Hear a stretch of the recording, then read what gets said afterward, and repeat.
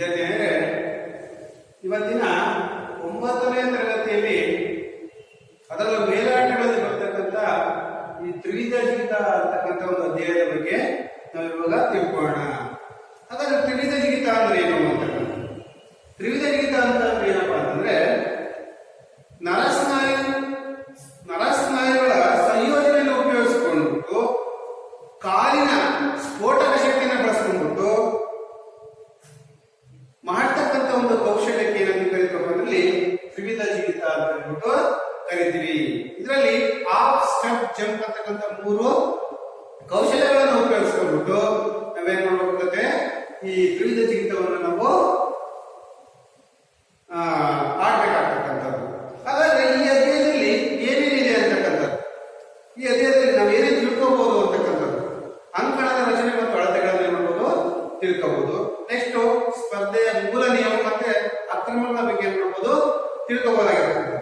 Next ಯಾವ ದಾಖಲೆಗಳನ್ನು ಮಾಡಿದೆ ಅನ್ನೋದ್ರ ಬಗ್ಗೆ ಸಹ ಈ ಅಧ್ಯಾಯದಲ್ಲಿ ನಾವು ತಿಳ್ಕೋಬಹುದಾಗಿರ್ತಕ್ಕಂಥದ್ದು. ಅದರಲ್ಲಿ ರಾಷ್ಟ್ರೀಯ ಮತ್ತು ಅಂತಾರಾಷ್ಟ್ರೀಯ ಕ್ರೀಡಾಪಟುಗಳ ಬಗ್ಗೆ ಸಹ ಈ ಅಧ್ಯಾಯದಲ್ಲಿ ಏನ್ ಮಾಡಬಹುದು ನಾವು ತಿಳ್ಕೋಬಹುದಾಗಿರ್ತಕ್ಕಂಥದ್ದು. ಅದರ ಇಂಟ್ರೊಡಕ್ಷನ್ ಏನಪ್ಪಾ ಅಂತಂದ್ರೆ ತ್ರಿವಿಧ ಜಿಗಿತದ ಮೇಲಾಟಗಳಲ್ಲಿ ಪ್ರಮುಖವಾಗಿರ್ತಕ್ಕಂಥ ಮೈದಾನದ ಜಿಗಿತ ಸ್ಪರ್ಧೆಗಳಾಗಿದ್ದು ಮೇಲಾಟಗಳಲ್ಲಿ ತ್ರಿವಿಧ ಜಿಗಿತವು ಒಂದಾಗಿರ್ತಕ್ಕಂಥದ್ದು. ಅಂದ್ರೆ ಮೇಲಾಟಗಳಲ್ಲಿ ತ್ರಿವಿಧ ಜಿಗಿತವು ಸಹ ಬಹಳ ಪ್ರಮುಖವಾಗಿರ್ತಕ್ಕಂಥ ಒಂದು ಆಟ ಆಗಿದೆ ಅಂತಕ್ಕಂಥದ್ದನ್ನ ನಾವಿಲ್ಲಿ ಏನ್ ಮಾಡ್ಬೋದು ಎಲ್ಲರೂ ಸಹ ತಿಳ್ಕೋಬಹುದಾಗಿರ್ತಕ್ಕಂಥದ್ದು.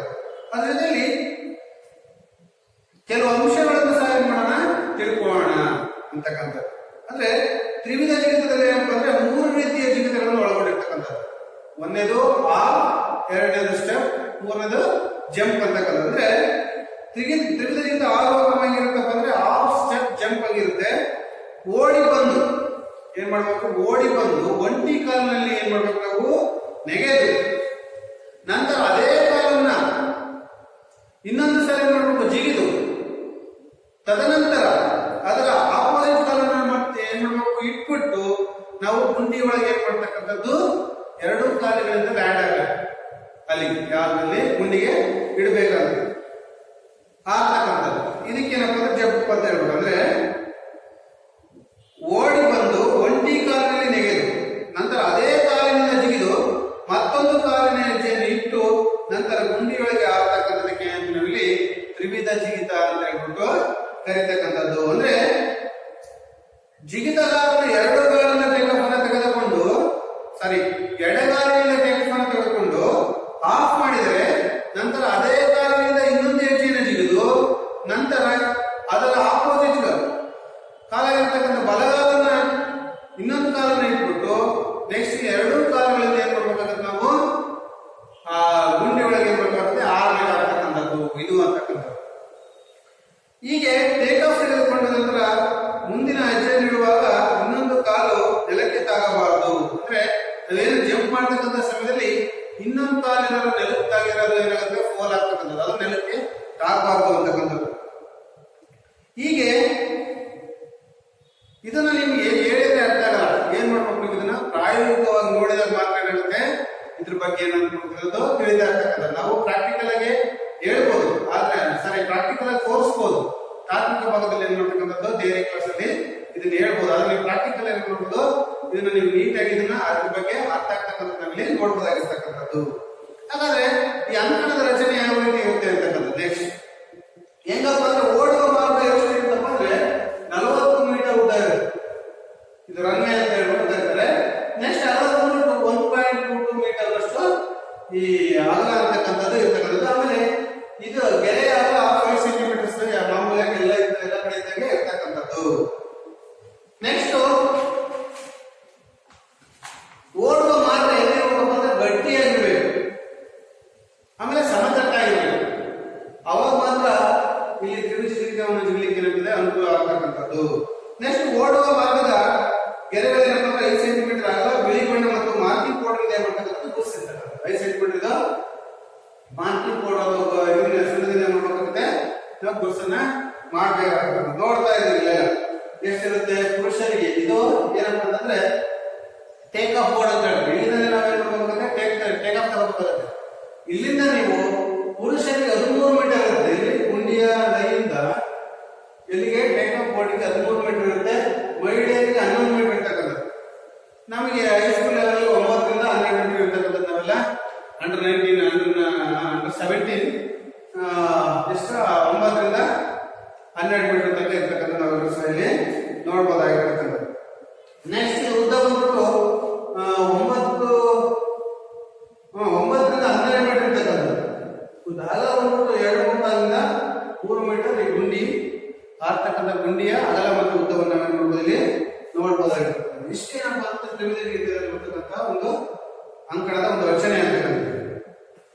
ನೆಕ್ಸ್ಟ್ ಇದು ಹೆಂಗಿರ್ಬೇಕಪ್ಪ ಅಂತಂದ್ರೆ ಜಿಗುವ ಗುಂಡಿ ಮೃದುವಾಗಿದ್ದು ಸ್ವಲ್ಪ ಒದ್ದೆಯಾದ ಮರಳಿಂದ ಏನ್ ಮಾಡಬೇಕು, ತುಂಬಿರ್ಬೇಕು. ಯಾವ್ದೋ ಜಿಗದ ಗುಂಡಿ.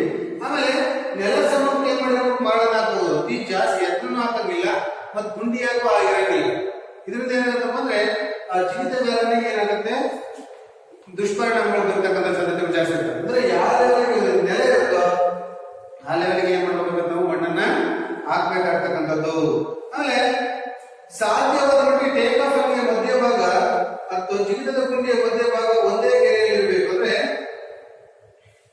ಇಲ್ಲಿ ಒಂದೇ ರೀತಿ ಇದ್ರೆ ಏನಾಗ್ತಕ್ಕಂಥದ್ದು ಬಹಳ ಅನುಕೂಲ ಆಗ್ತಕ್ಕಂಥದ್ದು. ಜಿಗಿತದ ಗುಂಡಿ ಒಂದೇ ಗೆರೆ ಇದ್ರೆ ಏನಾಗ್ತದೆ, ಇಲ್ಲಿ ಟೇಕ್ ಆಫ್ ತಗೊಳ್ಳಿಕ್ಕೆ ಏನಾಗ್ತದೆ, ಸಾಧ್ಯ ಆಗ್ತದೆ ಅಂತಕ್ಕಂಥದ್ದು. ನೆಕ್ಸ್ಟ್ ಅಲೆಗೆ ಟೇಕ್ ಆಫ್ ಅಲೆಗೆ ಬಗ್ಗೆ ನಾವು ನೋಡೋಣ. ಇಲ್ಲಿಂದನೇ ಏನಾಗ್ತಕ್ಕಂಥದ್ದು ಟೇಕ್ ಆಫ್ ಆಗಿರ್ತಕ್ಕಂಥದ್ದು. ಇದು ಮಹಿಳೆಯರಿಗೆ 11 ಮೀಟರ್ ಇರ್ತದೆ, ಪುರುಷರಿಗೆ 13 ಮೀಟರ್ ಇರ್ತಕ್ಕಂಥದ್ದು. ಮತ್ತೆ ಕಿರಿಯರಿಗೆ 9 ರಿಂದ 12 ಮೀಟರ್ ಏನ್ ಮಾಡ್ತಕ್ಕಂಥದ್ದು ಇರ್ತಕ್ಕಂಥದ್ದು ನಾವಿಲ್ಲಿ ನೋಡಬಹುದಾಗಿರ್ತಕ್ಕಂಥದ್ದು. ಟೇಕ್ ಆಫ್ ಗೆರೆಯಿಂದ ಜಿಗಿತದ ಗುಂಡಿಯ ಕೊನೆಯ ಅಂಚಿನವರೆಗೆ ಕನಿಷ್ಠ 21 ಮೀಟರ್ ಏನ್ಮಾಡಬೇಕು, ಅಂತರ ಇರಬೇಕು. ಅಂದ್ರೆ ಇಲ್ಲಿಂದ ಇಲ್ಲಿಯವರೆಗೂ ಎಷ್ಟಿರ್ಬೇಕು, 21 ಮೀಟರ್ ಇರಬೇಕು ಅಂತಕ್ಕಂಥದ್ದನ್ನ ಇಲ್ಲಿ ನೋಡೋದಾದ್ರೆ ಈ ಕ್ರೀಡಾಕೂಟವನ್ನು ಆಯೋಜನೆ ಮಾಡ್ತಕ್ಕಂಥವ್ರು ಜಿಗಿತದ ಅಂತರವನ್ನು ಏನ್ ಮಾಡ್ತಾರೆ, ನಿಗದಿ ಮಾಡ್ತಾರೆ. ಯಾಕಂದ್ರೆ ಮಕ್ಕಳಿಗೆ ಆ ಸಾಮರ್ಥ್ಯ ಇಲ್ಲ ಅಂತಕ್ಕಂಥ ಸಮಯದಲ್ಲಿ ಏನ್ ಮಾಡ್ತಕ್ಕಂಥವು ಇಲ್ಲಿ ಕಣ್ಣನ್ನು ಸಹಾಯ ಮಾಡಬೇಕಾದಲ್ಲಿ ಮಾಡಬೇಕಾಗಿರ್ತಕ್ಕಂಥದ್ದು. ಹಾಗಾದ್ರೆ ಅಡಿಗೆ ಎಷ್ಟಿರ್ತಪ್ಪ ಅಂದ್ರೆ ಉದ್ದ 1.2 ಮೀಟರ್ ಇರುತ್ತೆ. ಇಷ್ಟು ಅಗಲ ಇರುತ್ತೆ ಅಷ್ಟು ಇದು ಸಹ ಇರ್ತಕ್ಕಂಥದ್ದು. ಆಮೇಲೆ ಅಗಲ 20 ಸೆಂಟಿಮೀಟರ್ ಇರ್ತಕ್ಕಂಥದ್ದು. ಇದು ಅಗಲ ಎಷ್ಟಿರುತ್ತೆ, 20 ಸೆಂಟಿಮೀಟರ್. ದಪ್ಪ 10 ಸೆಂಟಿಮೀಟರ್ ಈ ಅಲಗೆಯ ಒಂದು ಮೆಜರ್ಮೆಂಟ್ ಆಗಿರ್ತಕ್ಕಂಥದ್ದು. ಹೆಂಗಿರ್ಬೇಕಪ್ಪ ಅಂದ್ರೆ ಬಿಳಿ ಬಣ್ಣದಿಂದ ಕೂಡಿರ್ಬೇಕು. ಬಿಳಿ ಬಣ್ಣದಿಂದ ಕೂಡಿದ್ರೆ ಏನಾಗುತ್ತೆ, ಏನು ಸ್ಪರ್ಧೆಗೆ ಬೇಗ ಕಾಣಲಿಕ್ಕೆ ಟೇಕ್ ಆಫ್ ಕಾಣಲಿಕ್ಕೆ ಅನುಕೂಲ ಆಗ್ತಕ್ಕಂಥದ್ದು. ಅವ್ನು ಟೇಕ್ ಆಫ್ ತರಲಿಕ್ಕೆ ಅವನಿಗೆ ಓಡ್ತಕ್ಕಂಥ ಬಿಳಿ ಬಣ್ಣದಿಂದ ಕೂಡಿದ್ರೆ ಅವನಿಗೆ ಬೇಗ ಅದು ಅಬ್ಸರ್ವ್ ಆಗ್ತಕ್ಕಂಥದ್ದು. ಆ ದೃಷ್ಟಿಯಿಂದ ಇದು ಬಿಳಿ ಬಣ್ಣದಿಂದ ಮಾಡಿರ್ತಕ್ಕಂಥದ್ದು. ಅಲ್ಲಿಗೆ ಯಾವ್ದು ಅಂದ್ರೆ ಆಯತಾಕಾರ ಇರಬೇಕು. ಈ ಬೋರ್ಡ್ ಇದೆ ನೋಡಿ, ಈ ತರ ಆಯತಾಕಾರ ಇರಬೇಕು. ಮತ್ತೆ ಮರದಿಂದ ಮಾಡಿರ್ಬೇಕು. ಯಾವ್ದು ಈ ಟೇಕ್ ಆಫ್ ಅಲ್ಲಿಗೆ ಹೆಂಗಿರ್ಬೇಕು ಅಂದ್ರೆ ಮರದಿಂದ ಏನ್ ಮಾಡ್ತಕ್ಕಂಥದ್ದು ಮಾಡಬೇಕು. ಇಷ್ಟೇನಪ್ಪ ಅಂದ್ರೆ ಈ ಟೇಕ್ ಆಫ್ ಬೋರ್ಡ್ ನ ಉದ್ದ, ಅಗಲ ಮತ್ತೆ ಏನಿಂದ ಮಾಡಿರ್ಬೇಕು, ಯಾವ ಬಣ್ಣದಿಂದ ಇರಬೇಕು ಅಂತಕ್ಕಂಥ ಸಹಾಯ ಮಾಡಿದ್ರೆ ನೀವು ಇದ್ರ ಬಗ್ಗೆ ಮಾಹಿತಿಯನ್ನು ತಿಳ್ಕೊಂಡು. ಹಾಗಾದ್ರೆ ಈ ಸ್ಪರ್ಧೆ ಮೂಲ ನಿಯಮಗಳು ಏನು ಅಂತಕ್ಕಂಥ ಏನಪ್ಪಾ ಅಂದ್ರೆ ತ್ರಿವಿಧ ಜಿಗಿತದ ಕ್ರಮಗಳಂದ್ರೆ ಆಫ್, ಸ್ಟೆಪ್ ಮತ್ತೆ ಜಂಪ್ ರೀತಿಯಲ್ಲಿ ಏನ್ ಮಾಡ್ಬೇಕಾದ್ರೆ ಇರಬೇಕು. ತ್ರಿವಿಧ ಜಿಗಿತದ ಮೂಲ ನಿಯಮ ಏನಪ್ಪಾ ಅಂದ್ರೆ ಆಫ್, ಸ್ಟೆಪ್, ಜಂಪ್. ಆ ಮೂಲ ನಿಯಮದ ಪ್ರಕಾರ ಏನ್ ಮಾಡ್ಬೇಕಂತ ನಾವು ಜಿಗಿಬೇಕಾಗ್ತಕ್ಕಂಥದ್ದು.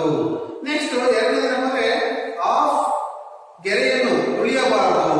ಮತ್ತೆ ಓಡುವ ಹಾದಿ ಒಳಗಿರುವ ಟೇಕ್ ಆಫ್ ಅಲೆಗೆ ಮೇಲೆ ಕಾಲಿಟ್ಟು ಜಿಗಿಯಬೇಕು. ಇಲ್ಲಿ ಈ ಗೆರೆಯನ್ನು ಇಲ್ಲಿ ತುಳಿಬಾರ್ದು. ಏನ್ ಮಾಡ್ಬೇಕು ನೀವು ಇಲ್ಲ ಅಂತಂದ್ರೆ ಟೇಕ್ ಆಫ್ ಗೆರೆಯನ್ನು ತುಳಿಯಬಾರದು. ಓಡುವ ಹಾದಿಯ ಒಳಗಿರುವ ಟೇಕ್ ಆಫ್ ಅಲೆಗೆ ಮೇಲೆ ಕಾಲಿಟ್ಟು ಅಂದ್ರೆ ಇದು ಒಳಮುಖವನ್ನು ತುಳಿಯಂಗಿಲ್ಲ. ನೀವೇನ್ ಮಾಡೋದು, ಈ ಗೆರೆಯನ್ನು ಇಟ್ಬಿಟ್ಟು ಇದ್ರ ಮೇಲೆ ಇಟ್ಬಿಟ್ಟು ಗೋಡೆ ಮೇಲೆ ಏನ್ ಮಾಡ್ಬೋದು, ನೀವು ಜಂಪ್ ಅನ್ನ ಮಾಡಬಹುದಾಗಿರ್ತಕ್ಕಂಥದ್ದು.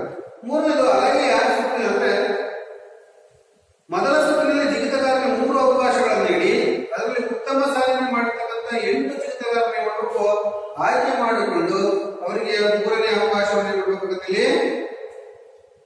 ನೀಡಬೇಕಾಗ್ತಕ್ಕಂಥದ್ದು. ಅಂದ್ರೆ ಎಷ್ಟರ ಸ್ಪರ್ಧೆಗಳಲ್ಲಿ ಅವ್ರಿಗೆಲ್ಲರೂ ಸೈನ್ ಮಾಡಬೇಕು, 3 ಅವಕಾಶಗಳನ್ನು ಕೊಟ್ಬಿಟ್ಟು ಅದರಲ್ಲಿ ಬೆಸ್ಟ್ ಆಫ್ 8 ಅವ್ರನ್ನ ಏನ್ ಮಾಡ್ಬೇಕು, ಸೆಲೆಕ್ಷನ್ ಮಾಡ್ಬಿಟ್ಟು ಮತ್ತೆ ಅವ್ರಿಗೆ ಏನ್ ಮಾಡ್ಬೇಕಾಗತ್ತೆ, ಮತ್ತೆ 3 ಅವಕಾಶಗಳನ್ನು ನೀಡಬೇಕು ಅಂತಕ್ಕಂಥದ್ದಲ್ಲಿ ಈ ಸ್ಪರ್ಧೆಯ ಮೂಲ ನಿಯಮ ಅಂತಕ್ಕಂಥದ್ದು. ನೆಕ್ಸ್ಟ್ ಇದು ಯಾವ ತಪ್ಪುಗಳು, ಅಕ್ರಮಗಳು ಯಾವಪ್ಪ ಅಂತಕ್ಕಂಥ ಇದು ನಿಯಮಗಳಾದ್ರು.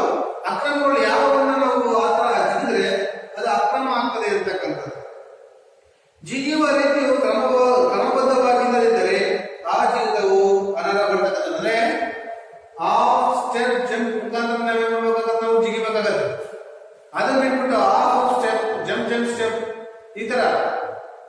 ಬೇರೆ ರೀತಿಯಲ್ಲಿ ನಾವು ಜಿಗಿತೆ ಆದ್ರೆ ಅದನ್ನ ಏನ್ ಮಾಡ್ತಾರೆ, ಎಷ್ಟೇ ದೂರ ಜಿಗಿದ್ರು ಸಹ, ಎಲ್ಲರಿಗಿಂತ ಜಾಸ್ತಿ ಜಿಗಿದ್ರು ಸಹ ಇಲ್ಲಿ ಏನಂತಾರೆ, ಆ ಜಿಗಿತ ಅಕ್ರಮ ಅಂತ ಹೇಳ್ಬಿಟ್ಟು ಕರಿತಕ್ಕಂಥದ್ದು.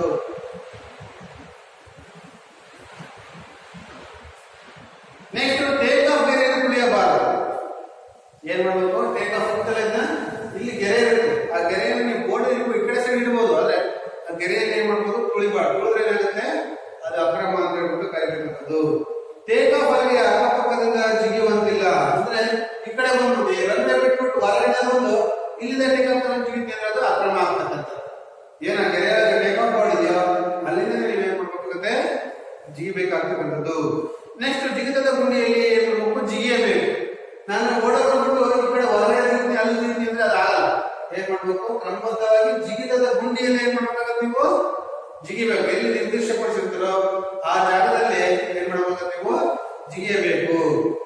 ಜಿಗಿತದ ನಂತರ ಜಿಗಿತದ ಗುಂಡಿಯಲ್ಲಿ ಹಿಂದೆ ನಡೆದು ಬರಬಾರ್ದು, ಅಂದ್ರೆ ಜಿಗಿದ್ಬಿಟ್ಟು ನಾವೇನ್ ಮುಂದೆ ಹೋಗ್ಬೇಕು. ನಿಮ್ಗೆಲ್ಲ ಪ್ರಾಯೋಗಿಕವಾಗಿ ಮಾಡ್ತಕ್ಕಂಥ ಸಮಯದಲ್ಲಿ ಗೊತ್ತಾಗುತ್ತೆ ಯಾವ ರೀತಿ ಅಂತ. ನಾವೇನ್ ಮಾಡೋದು, ಜಿಗಿದ್ಬಿಟ್ಟು ಹಿಂದಕ್ಕೇನಾರ ಬಂದಂದ್ರೆ ಅದು ಏನಾಗುತ್ತೆ, ಅಕ್ರಮ ಆಗ್ತಕ್ಕಂಥದ್ದು. ಅದನ್ನ ಕನ್ಸಿಡರ್ ಮಾಡಲ್ಲ. ನಾವೇನು ಎಲ್ಲಿ ಜಿಗಿತು ಆ ಜಿಗಿದ ಜಾಗದಿಂದ ಮುಂದಕ್ಕೆ ಏನ್ ಮಾಡ್ಬೇಕಾಗತ್ತೆ, ನಾವು ಹೋಗ್ಬೇಕಾಗ್ತಕ್ಕಂಥದ್ದು. ಇಷ್ಟೇನಪ್ಪ ಅಂದ್ರೆ ತ್ರಿವಿಧ ಜಿಗಿತದಲ್ಲಿ ಮಾಡ್ತಕ್ಕಂಥ ಅಕ್ರಮ ತಪ್ಪುಗಳು ಅಂತಕ್ಕಂಥದ್ದು. ಇವನ್ನೇನಾದ್ರು ನೀವು ಎಷ್ಟೇ ಜಾಸ್ತಿ ಎಲ್ಲರಿಗಿಂತ ಜಾಸ್ತಿ ಜಂಪ್ ಮಾಡಿದ್ರು ಸಹ ಇವೇನಾದ್ರು ಅಕ್ರಮಗಳು ಅಂತ ಕಂಡುಬಂದ್ರೆ ಆ ಜಿಗಿತವನ್ನ ಏನ್ ಮಾಡ್ತಾರೆ, ಪರಿಗಣಿಸಲ್ಲ. ಆ ದೃಷ್ಟಿಯಿಂದ ಏನ್ ಹೇಳಿರ್ತಾರಲ್ಲ ಆ ನಿಯಮಗಳಿಗೆ ಅನುಸಾರವಾಗಿ ಏನ್ ಮಾಡ್ಬೇಕು, ನೀವು ತ್ರಿವಿಧ ಜಿಗಿತವನ್ನ ಜಿಗಿತ ಮಾತ್ರ ಅದು ಆ ಜಿಗಿತ ಸಿಂಧು ಅಂತ ಹೇಳ್ಬಿಟ್ಟು ಕರೀತಕ್ಕಂಥದ್ದು. ನೆಕ್ಸ್ಟ್ ಈ ತ್ರಿವಿಧ ಜಿಗಿತದಲ್ಲಿ ನಮ್ಮ ರಾಜ್ಯದ ಕ್ರೀಡಾಪಟುಗಳು ಯಾರ್ಯಾರು ಅಂತಕ್ಕಂಥದ್ದು ಅವ್ರ ಬಗ್ಗೆ ಏನ್ ಮಾಡ್ಬೇಕಾಗುತ್ತೆ, ಈಗ ತಿಳ್ಕೋಬೇಕು. ಅದರಲ್ಲಿ ಅದರಲ್ಲಿ ಒಬ್ರು ಯಾರಪ್ಪ ಅಂದ್ರೆ ಹೆನ್ರಿ ರೆಬೆಲೋ ಅಂತಕ್ಕಂಥವ್ರು ನಮ್ಮ ಇವರು ಕರ್ನಾಟಕ ರಾಜ್ಯವರು. ಇವರು ವಿಶ್ವವಿಖ್ಯಾತ ಭಾರತೀಯ ತ್ರಿವಿಧ ಜಿಗಿತ ಆಟಗಾರ ಆಗಿರ್ತಕ್ಕಂಥದ್ದು. ಯಾರು, ಹೆನ್ರಿ ರೆಬೆಲೋ ಅಂತಕ್ಕಂಥವ್ರು. ಭಾರತದ ಸ್ವತಂತ್ರ ಪಡೆದ ಅಂತಕ್ಕಂಥ ಸಮಯದಲ್ಲಿ ಅದ್ರಲ್ಲಿ 48ರ ಲಂಡನ್ ಒಲಿಂಪಿಕ್ಸ್ ನಲ್ಲಿ ಏನ್ ಮಾಡ್ತಾರೆ, ಇವರು ಭಾಗವಹಿಸ್ತಾರೆ. ಹೆನ್ರಿ ಅವರು 17-11-28 ಏನ್ ಮಾಡ್ತಾರೆ, ಜನಿಸ್ತಕ್ಕಂಥದ್ದು. ಇವರಿಗೆ ಮೊದಲು ಕ್ರೀಡೆಯಲ್ಲಿ ಏನ್ ಮಾಡ್ತಕ್ಕಂಥದ್ದು ಆಸಕ್ತಿ ಅಂತಕ್ಕಂಥದ್ದೇ ಇಲ್ಲೇ ಇರತಕ್ಕಂಥದ್ದು. ತದನಂತರ ಇವ್ರ ಕುಟುಂಬ ಲಕ್ನೋದಿಂದ ಏನ್ ಮಾಡ್ತಕ್ಕಂಥದ್ದು ಬೆಂಗಳೂರಿಗೆ ಬಂದು ಏನಾಗ್ತದೆ, ಶಿಫ್ಟ್ ಆಗ್ತಕ್ಕಂಥದ್ದು. ಆಗ ಹೆನ್ರಿ ಅವರು ಬಾಲ್ವಿನ್ ಬಾಲಕರ ಪ್ರೌಢಶಾಲೆಗೆ ಏನ್ ಮಾಡ್ತಾರೆ, ಸೇರ್ತಾರೆ. ಆ ಶಾಲೆಯಲ್ಲಿ ಹೆಂಗಿತ್ತಪ್ಪ ನಿಯಮ ಅಂತಂದ್ರೆ ಪ್ರತಿಯೊಬ್ಬರು ಸಹ ಕ್ರೀಡೆಯಲ್ಲಿ ಕಡ್ಡಾಯವಾಗಿ ಏನ್ ಮಾಡ್ಬೇಕು, ಭಾಗವಹಿಸಬೇಕು ಅಂತಕ್ಕಂಥ ಒಂದು ನಿಯಮ ಇದೆ. ಆ ಕಡ್ಡಾಯವಾಗಿ ಭಾಗವಹಿಸಬೇಕಂತಕ್ಕಂಥ ನಿಯಮಕ್ಕೆ ಬದ್ಧರಾಗಿ ಏನ್ ಮಾಡ್ತಾರಪ್ಪ ಅಂತಂದ್ರೆ ಇವ್ರು ಏನ್ ಮಾಡ್ತಾರೆ, ಕ್ರೀಡೆಗಳಿಗೆ ಏನ್ ಮಾಡ್ತಕ್ಕಂಥದ್ದು ಸೇರ್ಕೊಳ್ತಕ್ಕಂಥದ್ದು. ಇವ್ರೇನಪ್ಪ ಅಂತಂದ್ರೆ ತದನಂತರ 16ನೇ ವಯಸ್ಸಿನಲ್ಲಿ ಅಂತರ್ಶಾಲಾ ಮೇಲಾಟದ ಕ್ರೀಡಾಕೂಟದಲ್ಲಿ ಏನ್ ಮಾಡ್ತಾರೆ, ಭಾಗವಹಿಸ್ತಾರೆ. ಹೀಗೆ ಅವರ ಕ್ರೀಡಾ ಜೀವನದ ಉತ್ತಮವಾಗಿ ಏನ್ ಮಾಡ್ತಕ್ಕಂಥದ್ದು ಆರಂಭವಾಗಿರ್ತಕ್ಕಂಥದ್ದು. 18ನೇ ವಯಸ್ಸಿನಲ್ಲಿ 1946 ಬೆಂಗಳೂರಿನಲ್ಲಿರ್ತಕ್ಕಂಥ ಆಲ್ ಇಂಡಿಯಾ ಕ್ರೀಡಾಕೂಟದಲ್ಲಿ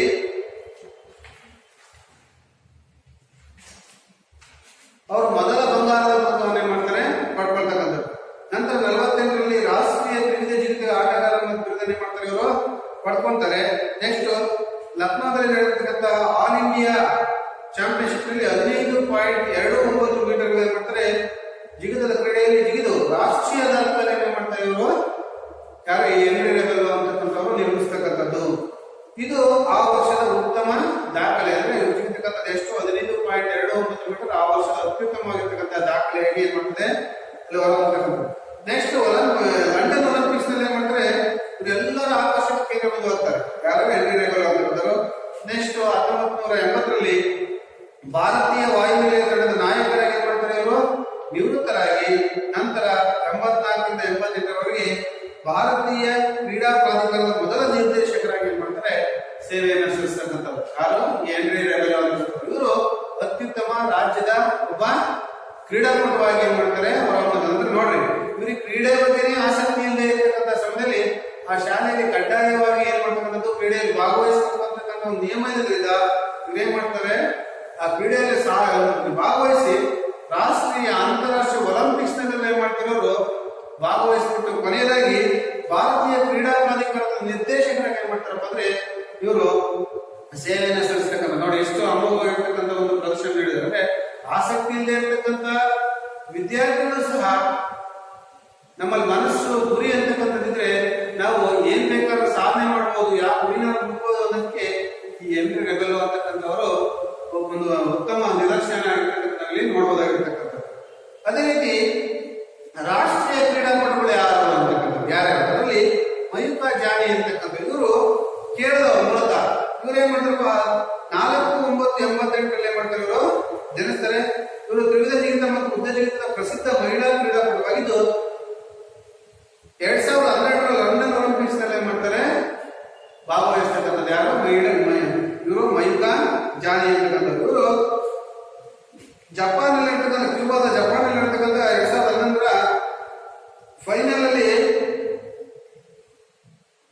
lake of Asian athletic grand Prix ತ್ರಿವಿಧ ಜಿಗಿತ ಸ್ಪರ್ಧೆಯಲ್ಲಿ 14.11 ಮೀಟರ್ ದೂರವನ್ನು ಮಾಡಿ ಕ್ರಮಿಸಿ ಕಂಚಿನ ಪದಕವನ್ನು ಗಳಿಸುವ ಜೊತೆಗೆ ಒಲಿಂಪಿಕ್ಸ್ ನ ಬಿ ಅರ್ಹತಾ ಮಟ್ಟ 14.10 ಮೀಟರ್ ಗುರಿಯನ್ನು ದಾಟಿ ಲಂಡನ್ ಒಲಿಂಪಿಕ್ಸ್ ನ ತ್ರಿವಿಧ ಜಿಗಿತ ಸ್ಪರ್ಧೆಯಲ್ಲಿ ಭಾಗವಹಿಸಲು ಆಯ್ಕೆಯಾಗುತ್ತಾರೆ. ನೋಡಿ, ಇವರು ಒಂದು ಈ ಫೈನಲ್ ಅಲ್ಲಿ ಏನ್ ಮಾಡ್ತಾರೆ, lake of Asian athletics grand Prix ನಲ್ಲಿ ಮಾಡ್ತಾರೆ 14.11 ಮೀಟರ್ ಆಡ್ತಾರೆ. ಆದ್ರೆ ಒಲಿಂಪಿಕ್ಸ್ ತರಗತಿ ಇರ್ತಕ್ಕಂಥ ಲಂಡನ್ ಒಲಿಂಪಿಕ್ಸ್ ಇರ್ತಕ್ಕಂಥ 14.10. ನೋಡು, ಇನ್ನೂ ಒಂದು ಪಾಯಿಂಟ್ ಏನ್ ಮಾಡ್ತಾರೆ, ಅವರು ಜಾಸ್ತಿ ಆಡೋದ್ರ ಮುಖಾಂತರ ಲಂಡನ್ ಒಲಿಂಪಿಕ್ಸ್ ಏನ್ ಮಾಡ್ತಾರೆ, ಇವರು ಅರ್ಹತೆಯನ್ನ ಪಡ್ಕೊಳ್ತಕ್ಕಂಥದ್ದು. ನೆಕ್ಸ್ಟ್ ತ್ರಿವಿಧ ಜಿಗಿತ ಸ್ಪರ್ಧೆಯಲ್ಲಿ 14 ಮೀಟರ್ ದೂರವನ್ನು ಕ್ರಮಿಸಿದ ಮೊದಲ ಭಾರತೀಯ ಮಹಿಳಾ ಅಥ್ಲೆಟಿಕ್ಸ್ ಎಂಬ ಹೆಗ್ಗಳಿಕೆ ಪಾತ್ರ ಆಗ್ತಕ್ಕಂಥದ್ದು. ಅಲ್ಲಿವರೆಗೂ 14 ಮೀಟರ್ ತ್ರಿವಿಧ ಜಿಗಿತವನ್ನು ಯಾವ ಮಹಿಳೆಯರು ಸಹ ಇಲ್ಲಿ ಜಿಗಿದೇ ಇರತಕ್ಕಂಥ ಸಾಧನೆಯನ್ನ ಈ ಮಯೂಖ ಜಾನಿ ಅಂತಕ್ಕಂಥವ್ರು ಏನ್ ಮಾಡ್ತಾರೆ, ಮಾಡ್ತಕ್ಕಂಥದ್ದು. ಇವರು ಅನೇಕ ಸ್ಪರ್ಧೆಗಳಲ್ಲಿ ಭಾಗವಹಿಸಿ ಬಹುಮಾನ ಮತ್ತು ಪ್ರಶಸ್ತಿಗಳನ್ನು ಸಹ ಮಾಡಿದರೆ ಗಳಿಸಿರ್ತಕ್ಕಂಥದ್ದು ನಾವಿಲ್ಲಿ ನೋಡಬಹುದಾಗಿರ್ತಕ್ಕಂಥದ್ದು. ಇಷ್ಟೇನಪ್ಪ ಅಂದ್ರೆ ಈ ಮಯೂಖ ಜಾನಿ ಅಂತಕ್ಕಂಥ ಕ್ರೀಡಾಪಟುವಿನ ಒಂದು ಮಾಹಿತಿ, ರಾಷ್ಟ್ರೀಯ ಕ್ರೀಡಾಪಟು. ನೆಕ್ಸ್ಟ್ ಸುರೇಶ್ ಬಾಬು ಅಂತಕ್ಕಂಥದ್ದು. ಈ ಸುರೇಶ್ ಬಾಬು ಇವರು ಸಹ ಕೇರಳದವರು, 53 ಮಾಡ್ತಾರೆ ಜನಿಸ್ತಾರೆ.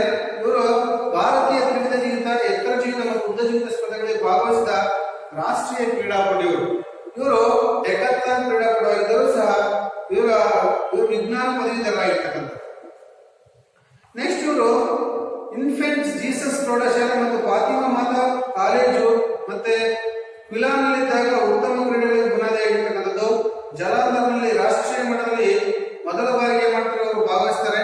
ಮುಂದೆ 3 ವರ್ಷಗಳ ನಂತರ ರಾಷ್ಟ್ರೀಯ ಚಾಂಪಿಯನ್ಶಿಪ್ ನಲ್ಲಿ ಉದ್ದ ಜಿಗಿತ ಸ್ಪರ್ಧೆಯಲ್ಲಿ ಏನ್ ಮಾಡ್ತಾರೆ, ಪದಕವನ್ನು ಗಳಿಸ್ತಕ್ಕಂಥದ್ದು.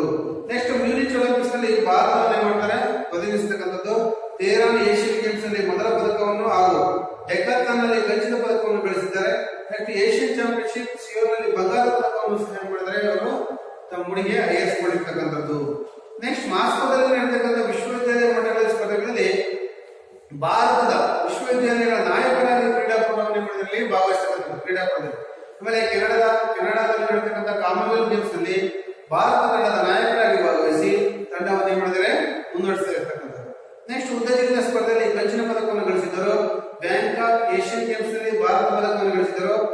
ಅವರು ಸಿಯೋಲ್ ಮತ್ತೆ ಲಾಹೋರ್ ಮತ್ತು ಫಿಲಿಪೈನ್ಸ್ ಕ್ರೀಡಾಕೂಟದಲ್ಲಿ ಏನ್ ಮಾಡ್ತಾರೆ, ಅದು ಸಹ ಪದಕವನ್ನು ಸಹ ಗಳಿಸ್ತಕ್ಕಂಥದ್ದು. ನೆಕ್ಸ್ಟ್ 1973 ಮ್ಯಾಂಟ್ರಿಯಲ್ ವಿಶ್ವ ಅಥ್ಲೆಟಿಕ್ಸ್ ಚಾಂಪಿಯನ್ಶಿಪ್ ನಲ್ಲಿ ಕ್ರೀಡಾಕೂಟದಲ್ಲಿ ಭಾರತ ತಂಡದ ನಾಯಕರಾಗಿ ಮಾಡ್ತಾರೆ ಇವರು ಹೊರಹೊಮ್ಮತಕ್ಕಂಥದ್ದು. ನೆಕ್ಸ್ಟ್ ಇವರು ಅತ್ಯುತ್ತಮ ಸಾಧನೆ ಏನಪ್ಪ ಅಂತಂದ್ರೆ 78-72 ಅರ್ಜುನ ಪ್ರಶಸ್ತಿಯನ್ನು ಇವ್ರಿಗೆ ಏನ್ ಮಾಡ್ತಾರೆ, ನೀಡಿ ಗೌರವಿಸ್ತಾರೆ. ಅಂದ್ರೆ ಒಬ್ಬ ಅತ್ಯುತ್ತಮ ಕ್ರೀಡಾಪಟುವಿಗೆ ಯಾವ ಪ್ರಶಸ್ತಿಯನ್ನು ನೀಡ್ತಾರಪ್ಪ ಅಂದ್ರೆ ಅರ್ಜುನ ಪ್ರಶಸ್ತಿ ಅಥವಾ ಮತ್ತೆ ಈಗ ಏಕಲವ್ಯ ಪ್ರಶಸ್ತಿಯನ್ನು ನೀಡ್ತಾರೆ. ಅಂತ ಅರ್ಜುನ ಪ್ರಶಸ್ತಿಗೆ ಏನ್ ಮಾಡ್ತಾರಪ್ಪ ಅಂದ್ರೆ ಇವರು ಈ ಸುರೇಶ್ ಬಾಬು ಅಂತಕ್ಕಂಥವ್ರು ಭಾಜನರಾಗ್ತಕ್ಕಂಥದ್ದು. ಇವರು ಕೇರಳ ರಾಜ್ಯದಲ್ಲಿ ಕ್ರೀಡಾ ಕೌನ್ಸಿಲರಾಗಿ ಕ್ರೀಡಾಧಿಕಾರಿಯಾಗಿ ಹಾಗೂ ಕೇರಳ ರಾಜ್ಯದ ವಿದ್ಯುತ್ ಬೋರ್ಡ್ ನಲ್ಲಿ ಸ್ಪೋರ್ಟ್ಸ್ ಅಂಡ್ ಗೇಮ್ಸ್ ವಿಶೇಷ ಅಧಿಕಾರಿಯಾಗಿ ಏನ್ ಮಾಡ್ತಾರೆ, ತದನಂತರ ಅವರು ಕಾರ್ಯವನ್ನು ನಿರ್ವಹಿಸ್ತಾ ಇರ್ತಕ್ಕಂಥದ್ದು. ನೆಕ್ಸ್ಟ್ ಇವರು all India sports control board ನ ತಾಂತ್ರಿಕ ಸಮಿತಿ ಸಲಹೆಗಾರರು ಸಹ ಇವರು ಆಯ್ಕೆ ಆಗ್ತಕ್ಕಂಥದ್ದು. ನೆಕ್ಸ್ಟ್ ಬೆಂಗಳೂರು ಕ್ರೀಡಾ ಪ್ರಾಧಿಕಾರದ ಕ್ರೀಡಾ ತರಬೇತುದಾರರಾಗಿ ಸಹ ಇವರು ಸೇವೆಯನ್ನು ಸಲ್ಲಿಸಿದ್ದಾರೆ. ನೋಡಿ, ಇಷ್ಟೆಲ್ಲ ಸಾಧನೆಗಳನ್ನ ಈ ಸುರೇಶ್ ಬಾಬು ಅಂತಕ್ಕಂಥವ್ರು ಇಲ್ಲಿ ಸಾಧನೆಯನ್ನು ಮಾಡಿರ್ತಕ್ಕಂಥದ್ದು. ಇವರೆಲ್ಲ ಏನಪ್ಪಾ ಅಂದ್ರೆ ರಾಷ್ಟ್ರೀಯ ಕ್ರೀಡಾಪಟುಗಳು. ಯಾರು, ಈ ಮಯೂಖ ಜಾನಿ ಮತ್ತೆ ಈ ಸುರೇಶ್ ಬಾಬು ಅಂತಕ್ಕಂಥದ್ದು. ಇದ್ರ ಜೊತೆಯಲ್ಲಿ ನಾವು ಅಂತಾರಾಷ್ಟ್ರೀಯ ಕ್ರೀಡಾಪಟುಗಳ ಬಗ್ಗೆ ಸಹ ಏನ್ ಮಾಡ್ತಕ್ಕಂಥ ನಾವಿಲ್ಲಿ ಮಾಹಿತಿಯನ್ನು ನೀಡಬಹುದಾಗಿರ್ತಕ್ಕಂಥ. ಅದರಲ್ಲಿ ಯಾರಪ್ಪ ಅಂತಾರಾಷ್ಟ್ರೀಯ ಮಟ್ಟದ ಅಂದ್ರೆ ಅತ್ಯುತ್ತಮ ಸಾಧನೆ ಮಾಡಿರ್ತಕ್ಕಂಥವ್ರು ಯಾರಲ್ಲಿ ತ್ರಿವಿಧ ಜಿಗಿತದಲ್ಲಿ ಅಂತಾರಾಷ್ಟ್ರೀಯ ಮಟ್ಟದಲ್ಲಿ ಅತ್ಯುತ್ತಮ ಸಾಧನೆ ಮಾಡಿರ್ತಕ್ಕಂಥ ಯಾರಪ್ಪ ಅಂದ್ರೆ ಜೋನಾಥನ್ ಎಡ್ವರ್ಡ್ ಅಂತಕ್ಕಂಥವ್ರು. ಇವರು ಬ್ರಿಟಿಷ್ ಯಾರು ಜೋನಾಥನ್ ಎಡ್ವರ್ಡ್. ಇವರು 66ರಲ್ಲಿ ಲಂಡನ್ ನಲ್ಲಿ ಜನಿಸ್ತಕ್ಕಂಥವ್ರು. ಇವರು Olympics, Commonwealth, European world championship, European cup, world ಒಳಾಂಗಣ ಚಾಂಪಿಯನ್ಶಿಪ್, ಯುರೋಪಿಯನ್ ಒಳಾಂಗಣ ಚಾಂಪಿಯನ್ಶಿಪ್ ನಲ್ಲಿ ಭಾಗವಹಿಸಿ ಅನೇಕ ಬಹುಮಾನ ಮತ್ತು ಪ್ರಶಸ್ತಿಗಳನ್ನು ಗಳಿಸಿರ್ತಕ್ಕಂಥದ್ದು. ನೆಕ್ಸ್ಟ್ ಇವರು 95ರಲ್ಲಿ ವಿಶ್ವ ದಾಖಲೆ ತ್ರಿವಿಧ ಜಿಗಿತವನ್ನು ಏನ್ ಮಾಡ್ತಾರೆ, ನಿರ್ಮಿಸ್ತಾರೆ. ಇವರ ವೈಯಕ್ತಿಕ ಉತ್ತಮ ಸಾಧನೆ 18.29 ಮೀಟರ್ಗಳಾಗಿರ್ತಕ್ಕಂಥದ್ದು. ಇದು ವಿಶ್ವ ದಾಖಲೆ ಆಗಿ ಏನ್ ಮಾಡ್ತಕ್ಕಂಥದ್ದು ವಿಶ್ವ ದಾಖಲೆ ಒಂದು ಜಿಗಿತ ಆಗಿರ್ತಕ್ಕಂಥದ್ದು. ಇವರು 100 ಮೀಟರ್ ಓಟದಲ್ಲಿ 10.48 ಮೀಟರ್ ಮತ್ತು ಉದ್ದ ಜಿಗಿತದಲ್ಲಿ 7.41 ಮೀಟರ್ ದೂರವನ್ನ ಗಮನಿಸಿರ್ತಕ್ಕಂಥ. ನೋಡಿ, ಅದ್ಭುತ ಪ್ರತಿಭೆಯವರು. ಬರೀ ತ್ರಿವಿಧ ಜಿಗಿತ ಅಷ್ಟೇ ಅಲ್ಲ, 100 ಮೀಟರ್ ಓಟದಲ್ಲಿ 10.48 ಸೆಕೆಂಡ್ಗಳಲ್ಲಿ ಏನ್ ಮಾಡಿದ್ದಾರೆ, 100 ಮೀಟರ್ ಗಮನಿಸಿರ್ತಕ್ಕಂಥ. ಅದೇ ರೀತಿ ಉದ್ದ ಜಿಗಿತದಲ್ಲಿ 7.41 ಮೀಟರ್ಗಳಷ್ಟು ಇವರು ದೂರವನ್ನು ಏನ್ ಮಾಡ್ತಾರೆ ತಲುಪಿಸಿರ್ತಕ್ಕಂಥದ್ದು. ನೋಡಿ ಒಬ್ಬ ಆಟಗಾರರಲ್ಲಿ ಎಷ್ಟು ಪ್ರತಿಭೆಗಳು ಇರ್ತಕ್ಕಂಥದ್ದು. ಈ ರೀತಿ ಇವರು ಅತ್ಯುತ್ತಮವಾಗಿರ್ತಕ್ಕಂಥ ರಾಷ್ಟ್ರ ಮಟ್ಟದಲ್ಲಿ ಹೊರಹೊಮ್ಮಿರ್ತಕ್ಕಂಥ ಒಬ್ಬ ಅದ್ಭುತವಾಗಿರ್ತಕ್ಕಂಥ ಕ್ರೀಡಾಪಟು ಯಾರಪ್ಪ ಅಂದ್ರೆ ಜೋನಾಥನ್ ಎಡ್ವರ್ಡ್ ಅವರು. ಇವರು ತನ್ನ ಕ್ರೀಡಾ ಜೀವನ ನಿವೃತ್ತರಾದ ಮೇಲೆ ಮೇಲಾಟಗಳ ವೀಕ್ಷಣೆ ವಿವರಣೆಗಾರರಾಗಿ